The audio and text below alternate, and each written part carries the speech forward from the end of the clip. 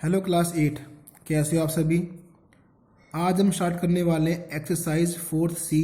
Book होगी हमारे पास RS Agarwal.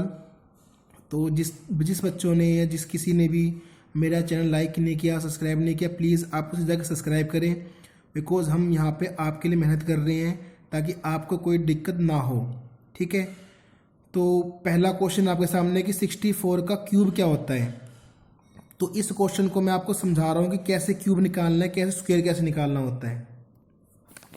यहाँ देखते हैं 64 है, तो देखो यहाँ पे ऐसे निकालता हूँ मैं, 2 से करता हूँ तो 2 3 जा 6, 2 2 जा 4, 2 से गया 16 पे, 2 से गया 8 पे, फिर 2 पे गया 4 पे, 2 से गया आपका 2 पे, फिर कितने पे गया 2 पे।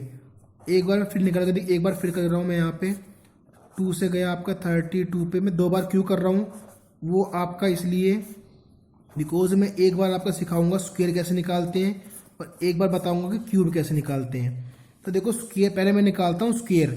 स्क्वायर में क्या होता है, स्क्वायर का मतलब होता है पावर 2, क्यूब का मतलब होता है पावर 3। तो स्क्वायर का मतलब मुझे 2 का पेयर लेना है। तो एक पेयर ये रहा, एक पेयर ये रहा, एक पेयर ये रहा। तो इसमें से क्या आएगा 2, इस पेयर में से 2 आएगा और इस पेयर में से भी क्या आएगा 2 आएगा। तो 2 2 जा 4, 4 2 जा 8। तो 8 का स्क्वायर मतलब कि 8 का स्क्वायर का मतलब हो गया 8 को मैं 2 बार मल्टीप्लाई करूंगा तो क्या बन के आएगा मेरे पास 64। ये होता है स्क्वायर। अब बात करता हूँ क्यूब की। तो क्यूब में होता है 3 का पेयर। तो ये हो गया 3 का पेयर, ये हो गया 3 का पेयर। एक बार 2 यहाँ से आ रहा है, एक बार 2 यहाँ से आ रहा है। तो 2 2 जा कितना हो गया 4। तो 4 का क्यूब का मतलब हो गया 4 आएगा 3 बार। तो ये मल्टीप्लाई कर लो, 4 4 जा 16, 16 4 जा 64। तो देखो स्क्वायर में आपको 2 2 के पेयर लेने हैं, क्यूब में आपको 3 3 के पेयर लेने हैं। आई होप आपको समझ में आ गया होगा कि स्क्वायर और क्यूब में क्या डिफरेंस है, किस तरीके से मुझे पेयर लेने हैं। अब जैसे आपके सामने क्वेश्चन नंबर 2 है, 3 है, इनको मैंने डायरेक्ट किया हुआ है तो आप इनको आराम से कर सकते हो। देखो ये जाएगा, मैंने आपको कह भी रखा है कम से कम 15 तक तो आप लर्न करो, लेकिन फिर भी आपको लर्न नहीं है तो कोई दिक्कत नहीं है। आप इस तरीके से आप एलसीएम, जैसे मैंने 4th है कि 1728 कैसा निकलेगा। तो मैंने देखो 3 से कर रहा हूँ तो 3 से करने पे 576 आया, फिर 3 से कर रहा हूँ 192 आया, फिर 3 से किया 64 आया, और 4 से करने पे 16 आया, 4 से करने पे ये आया। तो एक पेयर बना 3 का, एक पेयर बना 4 का। तो 3 4 जा 12 क्या बन के आ गया, आंसर बन के आ गया। सेम क्वेश्चन में 5 आपके सामने है कि 9261। तो 3 से कर रहा हूँ तो 3087 आ रहा है, फिर 3 से कर रहा हूँ 1029 आ रहा है। तो इस तरीके से करने पे 7 के टेबल में देखो 343 7 का क्यूब होता है, तो 49 पे गया। फिर 7 से कर रहा हूँ तो 7 पे गया।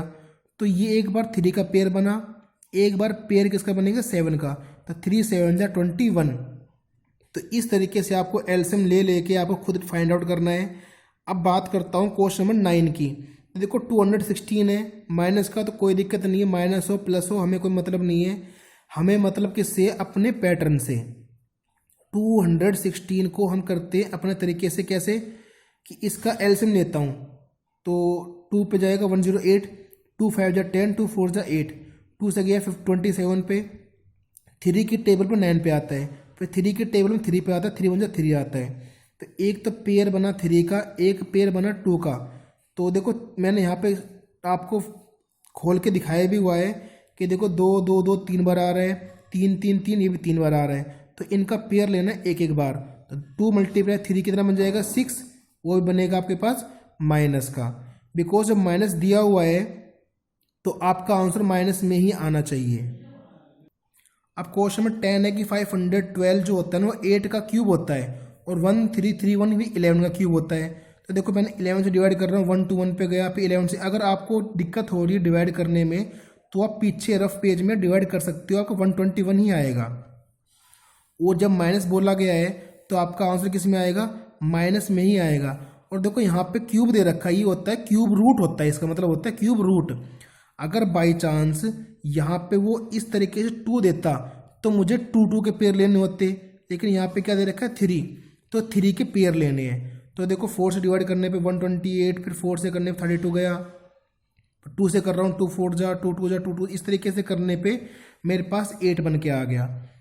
अब क्वेश्चन नंबर 12 है कि देखो 27 है और 64, इन दोनों के बाहर रूट लगा हुआ है। अगर आपने लास्ट वीडियो जो आपने स्क्वायर की पढ़ी हो तो स्क्वायर की प्रॉपर्टी सेम इसमें क्यूब में अप्लाई हो सकती है। तो देखो इसका मतलब है कि जो √3 है ना वो 27 पे भी आएगा और 64 पे भी आएगा, दोनों पे अलग अलग आ गया। तो 27 का क्यूब कितना होता है 3, 64 का 4 होता है, अभी हम कर चुके हैं। सेम 13 क्वेश्चन है कि 125 का क्यूब अलग आ जाएगा, 216 का क्यूब अलग आ जाएगा। 125 आपको होता है 5 का क्यूब होता है, 216 होता है आपका 6 का क्यूब होता है। तो ऐसे क्वेश्चन देखो ये दे रखा है सेम, इसको भी आप ऐसे करना है कि आप ये मत सोचना कि माइनस दे रखा है, क्योंकि अभी हम माइनस के ऊपर क्वेश्चन करके आए हुए हैं। सिमिलरली ये क्वेश्चन आपके उसी तरीके से होंगे। अब 16 है आपके सामने कि 64 × 729 तो पहले क्या दे रखा है, कभी आप इनकी मल्टीप्लाई कर दो, नहीं 64 दे रखा है, 64 का एलसीएम लिया तो 444 आया, लिख लिया। 7 to 9 का एलसीएम लूँगा तो 9 से जा रहा है तो कितना आ रहा है 999, लिख लिया। बाहर क्या दिया हुआ है 3, तो मतलब 3 के पेयर लेने हैं, तो एक पेयर 4 का बाहर आ गया, एक पेयर 9 का बाहर आ गया और 36 क्या बन के आ गया मेरे पास, आंसर बन के आ गया। 17 आपको खुद करना है, 18 मैंने डायरेक्ट कर दिया, आपको डायरेक्ट नहीं करना है। 512 तो जैसे 512 का मैंने ऊपर करके दिखाया ना आपको, इस तरीके से 512 करना है। और 343 इसको आपको 7 से एलसीएम लेना है और बाकायदा इस तरीके से करके दिखाना है, तो ये आपका क्या बन जाएगा आंसर। तो आप आज आपकी एक्सरसाइज 4th कंप्लीट हो चुकी है और 4th डी आपको खुद ही करनी है। अगर किसी को 4th डी में कोई डाउट होता है तो आप मुझसे नेक्स्ट वीडियो में पूछ सकते हैं और मैं आपके लिए 4th डी की नई वीडियो बना सकता हूँ। Thank you so much. बस आपसे एक ही रिक्वेस्ट है कि आप मेरे चैनल को लाइक करें, मैं जितनी भी वीडियोस डालूं आप अपने दोस्तों में, फ्रेंड्स में, अपने ग्रुप में कहीं भी मुझे शेयर करें ताकि वो बच्चे भी सीख सकें आपके साथ साथ। Thank you so much.